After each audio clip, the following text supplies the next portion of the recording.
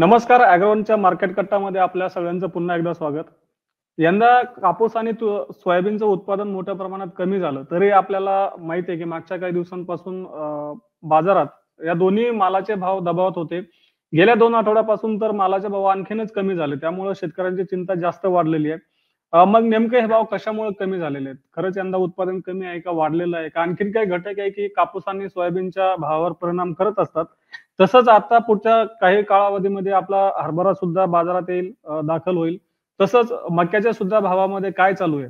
म्हणजेच एकूणच काय तर कापूस, सोयाबीन, हरभरा आणि मका या शेतीमालाच्या बाजारभावात सध्या काय चालू आहे? पुढच्या काळामध्ये काय घडू शकतं?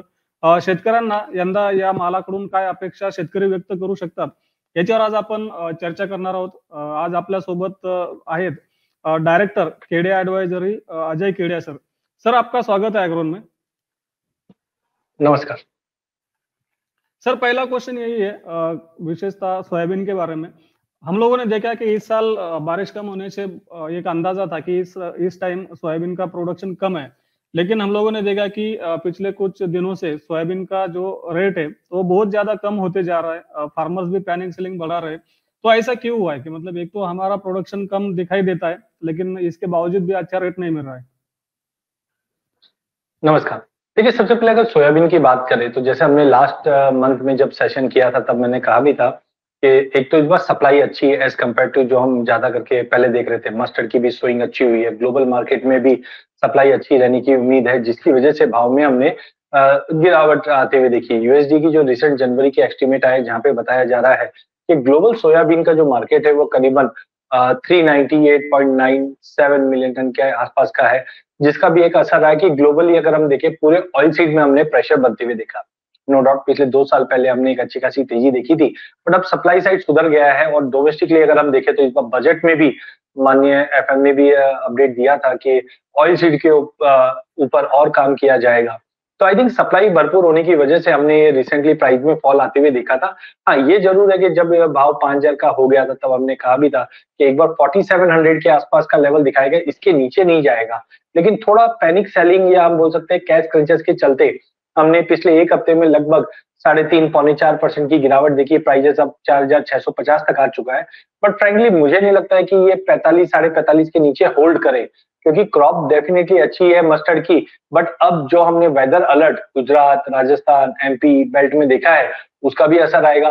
सेकेंडली हम फेस्टिव सीजन में एंटर कर चुके हैं, तो मुझे लगता है कि सोयाबीन में जो अभी हमने 5000 से 4650 का लेवल देखा है, ये ऑलरेडी काफी बड़ा फॉल ले चुका है। अब यहाँ से स्लोली एंड स्टेडीली भाव में सपोर्ट मिलेगा। मीनवाइल अगर हम पोल्ट्री इंडस्ट्री की अगर बात करें तो इनकी भी मांग थी कि इंपोर्ट्स को ओपन किया जाए, लेकिन अब जिस तरह से भाव में गिरावट आ गई है तो मुझे लगता है कि इंपोर्ट का कोई ऐसा रिकॉर्ड इंपोर्ट हमने एडिबल ऑयल साइड से हमने जरूर आते हुए देखा था, जिसकी वजह से पूरे ऑयल कॉम्प्लेक्स में गिरावट आई थी। तो आई थिंक जो अभी गिरावट है ये लिमिटेड रहनी चाहिए, ज्यादा बड़ी गिरावट दिखनी नहीं है। ग्लोबल कंजम्पशन है वो स्टेबिलिटी प्रोवाइड करेगा और कंजम्पशन सीजन चालू हो चुका है। जी सर. सर, हम लोगों ने देखा कि पिछले कुछ मतलब 1 डेढ़ हफ्ते में सीपीओ में भी मतलब क्रूड पाम ऑयल में भी हम लोगों ने थोड़ी सी तेजी हम लोगों को दिखाई दी थी और ऐसा एक्सपेक्ट किया जा रहा था कि सीपीओ का जो भाव है वो आगे चल के बढ़ भी सकता है. उसके कुछ रीजंस भी है. तो क्या हम लोग सीपीओ में आगे चल के उसमें रेट बढ़ेंगे और उसका सपोर्ट जो कि पाइल ऑयल सेगमेंट से बाकी के सोया है, अपना सनफ्लावर है, तो उसको मिल सकता है? देखिए, सीपीओ को खाली आप एडिबल ऑयल के तरह से मत देखिए। ये अब एक तरह का कच्चे तेल के अंदर भी उपयोग होने लग गया है। तो 2020 के बाद हमने देखा जब कच्चे तेल में बड़ी तेजी आई तो पाम ऑयल का यूज हमने देखा कि बायोफ्यूल में होने लग गया था, जिसके चलते ही पाम ऑयल में बड़ी तेजी आई और उसका रिजल्टेंट चाहे सीपीओ, रिफाइन हो, मस्टर्ड हो, सभी ऑयल में एक दूसरे के यूज की वजह से आ गया था। रिसेंटली अभी हमने देखा कच्चे तेल में भी हमने काफी अच्छी गिरावट देखी। इसका असर पाम ऑयल पे आता हुआ दिखाई और पाम ऑयल 38-50 रिंगिट पे आ चुका है। एज ऑफ नाउ सप्लाई अच्छी है, हमने इसी का असर सीपीओ पे भी बनते हुए देखा। तो मुझे लगता है सबसे पहले कच्चे तेल में जो अभी गिरावट आई थी, क्योंकि रेड सी में जो एस्केलेशन है वो सीज फायर की वजह से गिरावट ले चुका है, उसका भी असर हमने सीपीओ में आते हुए देखा। सेकेंडली हम मेज की बात करें, शुगर की बात करें, ये सब भी हमने देखा कि एथेनॉल प्रोडक्शन में चले गए हैं।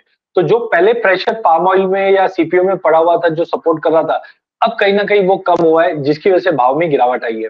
हम जानते हैं कि फरवरी मार्च हमारा की फेस्टिवल सीजन पीरियड होता है, तो मुझे लगता है कि ओवरऑल पाम को अब धीरे धीरे या सीपीओ को धीरे धीरे अब सपोर्ट मिलता हुआ दिखाई देगा। तो ज्यादा बड़ी अभी अगर हम एक्सचेंज की बात करें तो सन ऑयल अभी ट्रेड हो रहा है एक्सचेंज के ऊपर एनसीडीएक्स में। तो ये अभी भी आप देखोगे तो 840-50 के करीब पहुंच चुका है, जो अभी 800 का लेवल था 15 दिन पहले। तो धीरे धीरे हमें लगता है कि सीपीओ को भी सपोर्ट मिलेगा करंट लेवल से। मुझे नहीं लगता कोई बड़ी गिरावट अब ये ऑयल कॉम्प्लेक्स में देखनी चाहिए। जी सर। सर हम थोड़ा अभी कॉटन के और रुख करते हैं। अगर हम लोगों ने कॉटन का अगर मार्केट का सिनारो देखा तो हम लोगों को इंटरनेशनल मार्केट में रेट बढ़ते हुए देखे। वायदे में भी हमारे कंट्री में भी M6 पे कॉटन का रेट का मतलब कम ज्यादा तो होते रहते हैं, लेकिन हम लोगों को एक सुधार देखने मिला है। लेकिन अगर हम लोग रॉ कॉटन में देखें जो रेट फार्मर को मिलता है उस पे थोड़ा सा कुछ प्रेशर दिखाई दिया है। तो कॉटन में ऐसा क्या हो रहा है कि मतलब वायदे में तो हम लोगों को अच्छा भाव मिल दिखाई दे रहा है, लेकिन फिजिकल मार्केट में रेट कम है? देखिए, सबसे पहले अगर हम सीसीआई की बात करें तो हमने देखा था पिछले साल 316, फिर रिवाइज डाउन होकर हमने करीबन 290, जबकि फिजिकल में काफी लोगों का मानना है कि 275 280 के आसपास का क्रॉप रहेगा।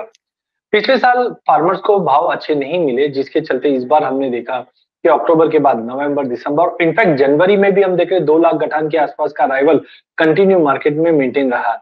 ये कारण की वजह से हमने देखा डोमेस्टिक में रॉ कॉटन के भाव में हमेशा दबाव रहा है, जबकि एक विपरीत स्थिति ये बन चुकी है कि आइस कॉटन की अगर हम बात करें, जो महीने 1.5 महीने पहले 77 78 सेंट हुआ करता था, वो अब 85 86 सेंट के ऊपर आ चुका है। तो कहीं ना कहीं जो लॉन्ग टर्म हम इन्वेंटरी देख रहे थे उसमें हमने कहीं ना कहीं थोड़ा बहुत फॉल बैक आता हुआ देखा है, जो इंटरनेशनल मार्केट को सपोर्ट कर रहा है। चाइना में भी अभी अगले हफ्ते से अगर हम देखें तो हॉलीडे मूड है, स्प्रिंग्स हॉलीडे रहेगा, जिससे पहले हमने देखा चाइना ने रीस्टॉकिंग के चलते काफी माल, चाहे मीज मक्के की बात करें, सोया की बात करें, कॉटन की बात करें, थोड़ी बहुत बाइंग एक्टिविटी बढ़ी है। तो डोमेस्टिक साइड में फार्मर में जो कंसर्न्स बने हुए थी, जिसकी वजह से अराइवल बढ़ा, अराइवल की वजह से भाव चल नहीं पाए। बट मुझे लगता है कि पिछले 4 साल के क्रॉप के एस्टिमेट्स देखे और अभी के देखे तो काफी हमने रिवाइज डाउन होते हुए देखा, जो एक बड़ा कारण बनेगा कॉटन को सपोर्ट करने में। हाँ, एज ऑफ नाउ डिमांड में भी एक्स्ट्राऑर्डिनरी कोई बड़ी तेजी नहीं है। इसके लिए मार्केट पिछले 1-2 महीने से लैकलस्टर, मतलब एक दायरे में मार्केट मूव कर रहा है। तो आई थिंक के अगर हम एमसीएक्स कॉटन कैंडी की अगर बात करें तो 56-57 का एक बेस बन चुका है, जो मैंने पिछली बार भी कहा था। स्लोली एंड स्टडीली जैसे आइस कॉटन, मुझे लगता है कि अगले फरवरी महीने की ही बात करें तो 90 तक का लेवल आराम से दिखा सकता है, जबकि हमारे इधर भी 58 से लेकर 58 से 59 तक के लेवल हम कॉटन में भी आते हुए दिखाई देंगे। करंट लेवल से शॉर्ट की सलाह नहीं रहेगी, डिमांड धीरे धीरे इंप्रूव होगी, बट इंप्रूव होते हुए दिखाई देगी। जी सर। अभी सर हमारे तीसरे कमोडिटी और बहुत इंपॉर्टेंट है, वो है रबी की मतलब चना। हम लोगों ने देखा कि गवर्नमेंट चना के भाव को लेकर बहुत ज्यादा अग्रेसिव दिखाई दी है। गवर्नमेंट ने अपनी भारत ब्रांड के दाल भी मार्केट में उतार रखी है। दूसरी ओर हमारा जो चना का सोइंग है वो भी कुछ कम रहा, उसके बावजूद भी जो कि पानी की शॉर्टेज है उसके साथ साथ में जो कि वेरिएशन आया है वेदर में, उसका भी इम्पैक्ट हम लोगों को एक उन क्रॉप पे दिखाई दे रहा है। तो चना में हम लोगों को पिछले कुछ दिनों से थोड़ा सा सुधार भी दिखाई दिया है। तो क्या हम लोग ये एक्सपेक्ट कर सकते हैं कि चना में आगे चल के सुधार ऐसे ही कायम रहेगा?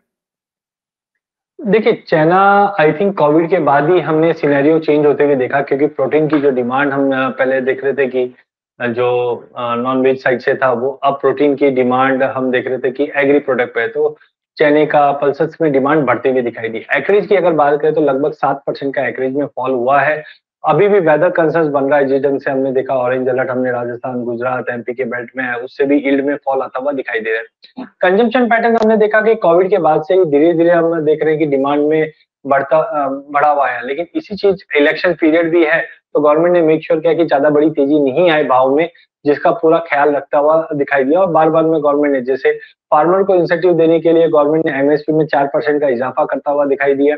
वहीं रेडिकल वेदर कंडीशन की वजह से एक कंसर्न भी बना हुआ था। बट कुल मिला के अगर हम देखें तो एक तो डिमांड धीरे धीरे इंप्रूव हो रही है, सप्लाई साइड शॉर्ट है, और गवर्नमेंट इलेक्शन पीरियड के चलते कैप रखने की कोशिश करी। जब भी अगर हम बात करें, जबकि बात करें 1 साल में लगभग 15% का गेन हमने चने के प्राइसेस में अभी तक आते हुए देखा। वहीं म्यांमार की भी अगर प्रोडक्शन की बात करें, वहां पे भी इस बार अलर्ट आ रहा है कि वहां पे भी डिक्लाइन दिखाई दे रहा है। तो ग्लोबल मार्केट में सप्लाई की कमी है, डिमांड धीरे धीरे इंप्रूव हो रहा है, तो ये कहीं ना कहीं एक बेहतरीन फैक्टर है जो चने को आने वाले दिनों में और सपोर्ट करेगा। लेकिन ज्यादा बड़ी तेजी इसलिए नहीं दिख रही कि गवर्नमेंट जानती है कि इलेक्शन पीरियड अगर ज्यादा तेजी आ जाएगी तो इन्फ्लेशन इंपैक्ट करेगा। तो आई थिंक जो हमने पिछले 1 हफ्ते की अगर बात करें तो प्राइजेस 1% से तेजी पिछले 1 महीने में हमने 3-3.5% की तेजी देखी है, और लगभग 5800 के आसपास चना अभी इस वक्त ट्रेड कर रहा है। तो आई थिंक अगर महीने 2 महीने की अगर बात करें क्रॉप की साइज देखते हुए, डिमांड को देखते हुए, मुझे लगता है ये 6000 से 6100 का कंजर्वेटिवली भाव वापस आपको चने में दिखेगा, कोई बड़ी मंदी दिखाई नहीं देती। जी सर। और सर चने के मार्केट में और एक अंदाज़ा ऐसा लगाया जा रहा है कि मतलब जैसे गवर्नमेंट इलेक्शन खत्म हो जाएगा तो गवर्नमेंट का प्रेशर भी कुछ कम हो सकता है। क्या इसमें कुछ तथ्य है? हाँ, बिल्कुल देखिए इलेक्शन तो देखो सभी जीतना चाहेंगे और हमने देखा भी है कि इंडियन इलेक्शन जो है वो कमोडिटी की प्राइस से ड्राइव भी होता है। हम देखते हैं कि प्याज के भाव बढ़ते हैं तो सरकार हिल जाती है और चाइना तो अगर आपको ध्यान हो 2016 में जब भाव मारा था 200 का, तब हमने देखा था कि सभी जगह पे एक्शन होना चालू हो चुके थे और गवर्नमेंट ने इस बार मेक श्योर किया है स्टॉक लिमिट रखेंगे, हम इंटरनेशनल इम्पोर्ट ओपन रखेंगे। तो ये सब कोशिश पहले से रही है। बट देखिए ऐसा नहीं कि गवर्नमेंट की ये कोई मंशा है कि कोई भी कमोडिटी का भाव बढ़े। गवर्नमेंट चाहती है कि ना फार्मर का नुकसान हो, ना जो कंज्यूमर है उसका नुकसान हो, दोनों को फेयर प्राइस मिले। तो गवर्नमेंट ने ऑलरेडी भारत दाल के ज़रिए डिस्ट्रीब्यूशन को इम्प्रूव किया है, इंपोर्ट्स पे भी गवर्नमेंट कंटिन्यू ध्यान दे रही है। इनफैक्ट अगर फरवरी 2024 की बात करें तो इंडिया के प्राइसेस में जो तेजी आई है वो लोअर प्रोडक्शन की वजह से आई है। तो गवर्नमेंट मेक श्योर करेगी कि इलेक्शन के बाद भी प्राइस एक मेंटेन रहे, ऐसा नहीं हो कि बहुत ही एक्स्ट्राऑर्डिनरी बड़ी तेजी आ जाए। तो आई थिंक गवर्नमेंट का कंट्रोल डेफिनिटली रहेगा unless and until production improve नहीं होती है, सप्लाई इंप्रूव नहीं होती है। देखिए कंजम्पशन कभी भी इतना एक्स्ट्राऑर्डिनरी ड्रॉप नहीं होता है, खाली सप्लाई है वो कम ज्यादा होती है। तो वेदर कंडीशन जो एल नीनो का पिछली बार था, इस बार माना जा रहा है कि सेकंड हाफ से ला नीनो रहेगा जिसका असर आएगा पर थोड़ा लंबा आएगा। तो मुझे लगता है कि एक्स्ट्राऑर्डिनरी कोई बड़ा फॉल तो नहीं है बट प्राइजेस में एक सपोर्ट मिलता हुआ दिखेगा। जी सर। सर और एक मतलब मार्केट में जो कुछ घट रहा है वो दूसरी कमोडिटी है हमारी मेज मक्का। हम लोगों ने देखा कि मक्का के मार्केट में पिछले कुछ हफ्तों से पहले अच्छी खासी तेजी आई थी। 2300-2400 तक मार्केट गया था लेकिन बीच में एक 100 रुपए की फिर मंदा हुआ। तो मार्केट में हम लोग मक्के के ऊपर क्या देख सकते हैं? मतलब फार्मर्स क्या एक्सपेक्ट कर सकते हैं आने वाले दिनों में मक्के को सपोर्ट मिल सकता है? फार्मर होल्ड करे या फिर क्या करना चाहिए? मुझे लगता है 2024 की बेहतरीन कमोडिटी मक्का निकल के आना है। नो डाउट पिछले 1 साल से हमने 4% का ही मूव आते हुए देखा है। हाँ, ये जो जनवरी मंथ में हमने लगभग 2% की तेजी देखी और प्राइसेस अब स्टेबली 2200 के ऊपर मेंटेन कर रहा है। यहाँ पे हम देख रहे हैं कि पॉलिटी सेक्टर काफी इंपॉर्टेंट है बिकॉज़ यहाँ पे रिसेंटली इन्होंने गवर्नमेंट पे भी इम्पोर्ट की बात भी की थी क्योंकि उनको पता है कि पॉल्ट्री इंडस्ट्री काफी इसमें फेस कर रही है। बट कुल मिला के जो पिछले 1 महीने में 2-2.5% का जो जंप दिखा रहा है, वो दिखा रहा है कि डिमांड में हमने प्राइसेस में इंप्रूवमेंट होते हुए देखा है। गवर्नमेंट का भी प्लान है कि प्रोक्योर करे इस कमोडिटी को एथनॉल प्रोडक्शन को लेकर जिस ढंग से शुगर जो बायोफ्यूल में यूज़ हो रहा है, उसपे हमने रेस्ट्रिक्शंस लगते हुए देखा, उसका कहीं न कहीं असर है। नो डाउट क्रॉप की भी बात करें तो गुजरात के अंदर भी एवरेज 9% से बढ़ा है, तो हमारे पास काफ़ी सफिशिएंट है। इनफैक्ट अगर 26 जनवरी तक की अगर बात करें तो इंडिया में लगभग 21 साढ़े 21 लाख हेक्टेयर के आसपास के मक्के की सोइंग हुई है, जो मार्जिनल इंक्रीज ही हुआ है। और थर्ड एस्टिमेट भी जो गवर्नमेंट का बता रहा है, वहाँ पे 35.91 मिलियन टन के आसपास 2022-23 में प्रोडक्शन रहा। तो कुल मिला के सप्लाई अच्छी रही है, जिसकी वजह से भाव में स्टेबिलिटी बनी है। बट धीरे-धीरे पोल्ट्री इंडस्ट्री में डिमांड है और major importing country like Bangladesh, Vietnam, Malaysia, Nepal, Sri Lanka, यहाँ पे भी हमने देखा परचेजेस कंटिन्यू, चाहे साउथ अमेरिका हो, चाहे इंडिया, क्योंकि इंडिया की प्राइस अभी एज ऑफ नाउ थोड़े हायर है, बट मुझे लगता है कि जिस ढंग से शॉर्टेज वर्ल्ड वाइड दिखाई दे रही है, तो इंडिया से भी एक्सपोर्ट डिमांड आगे जाके मेंटेन होगी। तो कुल मिला के डिमांड फैक्टर्स काफी अच्छे हैं, जो मुझे लगता है अगर फार्मर्स को होल्ड करते हैं तो कंजर्वेटिवली 2450 से 2500 का लेवल, अगर थोड़ा लंबा व्यू भी लेते हैं, तो मुझे लगता है कि 2600-2700 के जोन में भी अगले 3 से 4 महीने में अगर दिखा भी दे भाव, तो कोई बड़ी बात नहीं। बट करंट लेवल से मुझे लगता है मक्का काफी अट्रैक्टिव है सभी एग्री की में। जी सर। सर धन्यवाद। अभी हम फार्मर लोगों को मतलब आपसे ये एक उम्मीद रहती है कि भाई हम लोगों को क्या स्टैंड लेना चाहिए। तो सर आप सोया जो फार्मर है, सोया फार्मर जो है सोयाबीन जिनके पास भी अभी सोयाबीन का स्टॉक है, तो आप उनसे क्या अपील करना चाहेंगे? देखिए, अक्टूबर में हमने देखा था क्रॉप अच्छी-अच्छी बता रहे थे जिसके चलते भाव में एक बार उम्मीद लगी थी कि 4000 का भाव है। तब भी मैंने कहा भी था कि देखिए अगर भाव आ भी जाता है लेकिन कोई बड़ा फॉल नहीं आएगा और हमने प्राइसेज़ के अंदर लगभग 5000 के ऊपर का भाव भी देखा। बट मस्टर्ड का क्रॉप अच्छा है जिसकी वजह से ये गिरावट आई है। तो मुझे लगता है 45 साढ़े 45 का एक बेस बन जाना चाहिए। यहाँ से 100 सवा 100 पॉइंट का हो सकता है गिरावट मिल जाए अराइवल मस्टर्ड को देखते हुए, सप्लाई को देखते हुए। बट सोयाबीन 4500 के नीचे मुझे पर्सनली होल्ड करता हुआ नहीं दिखाई दे रहा है। हाँ, फरवरी और मार्च के 15 दिन, ये पीरियड में कोई एक्स्ट्राऑर्डिनरी बड़ी तेजी नहीं आएगी जब तक कोई बड़ा कोई इम्पैक्ट नहीं आए। प्राइसेज़ दायरे में ही रहेंगे। अगर आप होल्ड करके भी चलते हैं मार्च अप्रैल तक का व्यू लेकर, तो मुझे लगता है प्राइसेज़ वापस 5000 5100 के करीब वापस जाते हुए दिखाई देंगे। हाँ, अभी जो दबाव आया है वो 10-12 दिन और हो सकता है, क्योंकि मस्टर्ड की क्रॉप अब तक अच्छी बताई जा रही है, तो सप्लाई अच्छी है। बट फ्री फॉल जैसी सिचुएशन अभी मुझे नहीं लगता कि सोयाबीन में रहेंगे। धीरे-धीरे एडिबल ऑयल कॉम्प्लेक्स भी तेज होंगे, तो उसका सोया को भी सपोर्ट मिलेगा, तो होल्ड करके चलना चाहिए। जी सर।